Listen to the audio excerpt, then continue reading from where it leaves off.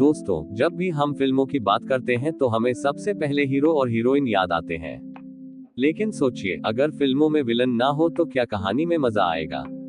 असली मसाला तो वही डालते हैं, कभी अपनी हंसी से, कभी अपने खतरनाक डायलॉग से और कभी अपनी खौफनाक एक्टिंग से इन विलन्स ने दर्शकों के दिलों में हमेशा के लिए जगह बना ली। तो चलिए आज जानते हैं बॉलीवुड के टॉप 10 विलन्स के बारे में। रंजीत। फिल्मों में उनका नाम आते ही लोगों को डर लगने लगता था। 70 और 80 के दशक में रंजीत को सबसे खतरनाक विलन माना जाता था। उनकी आंखों और चाल ढाल से ही दर्शक समझ जाते थे कि अब कुछ गलत होने वाला है।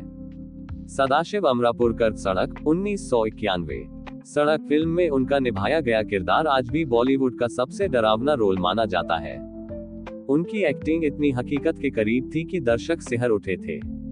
आज भी जब विलन की बात होती है तो उनका नाम जरूर लिया जाता है।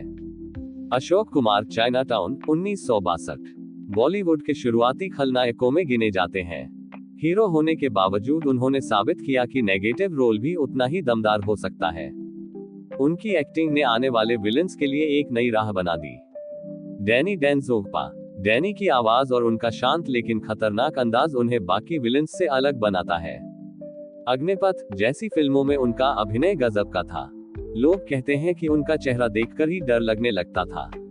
कुलभूषण खरबंदा। शाकाल शान 1980। गंजा सिर, खतरनाक हंसी और शार्क वाला अड्डा।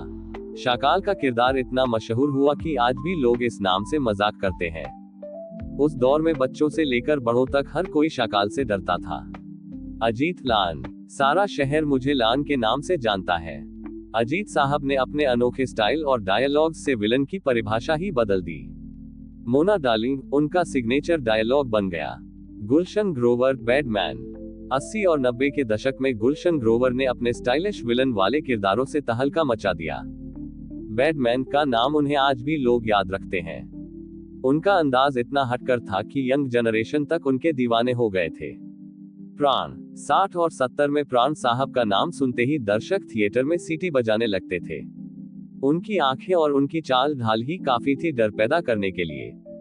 मजेदार बात यह कि विलन बनने के बाद में लोग उन्हें कैरेक्टर रोल्स में भी उतना ही प्यार करने लगे। अमरीश पुरी। मोगेम्बो। Mister India 1987। मोगेम्बो खुश हुआ, ये सिर्फ डायलॉग नहीं बल्कि इतिहास बन गया। अमरीश पुरी की गहरी आवाज और खतरनाक लुक्स ने उन्हें बॉलीवुड का सबसे बड़ा खलनायक बना दिया। उन्होंने सिर्फ हिंदी ही नहीं बल्कि हॉलीवुड में भी अपनी विलन वाली एक्टिंग का जलवा दिखाया। अमजद खान। गब्बर सिंह। शोले 1975। और अब आते हैं नंबर 1 पर। गब्बर सिंह का नाम सुनते ही हर किसी की रूह कांप जाती है।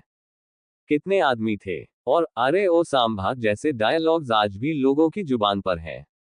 अमजद खान ने विलन को इतना आइकॉनिक बना दिया कि गब्बर आज भी भारतीय सिनेमा का सबसे बड़ा खलनायक माना जाता है। तो दोस्तों, ये थे बॉलीवुड के वो 10 खलनायक जिनके बिना फिल्में अधूरी लगती। कुछ ने अपनी हंसी से डराया, कुछ ने अपनी आंखों से और कुछ ने अपने डायलॉग से। लेकिन सच यही है कि अगर विलन न होता तो हीरो का जलवा भी अधूरा होता।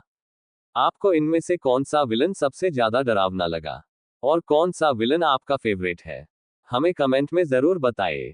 अगर वीडियो पसंद आया तो चैनल रॉबिन खेहरा 1947 को फॉलो कीजिए, क्योंकि जहां होती है बॉलीवुड की सच्ची बातें।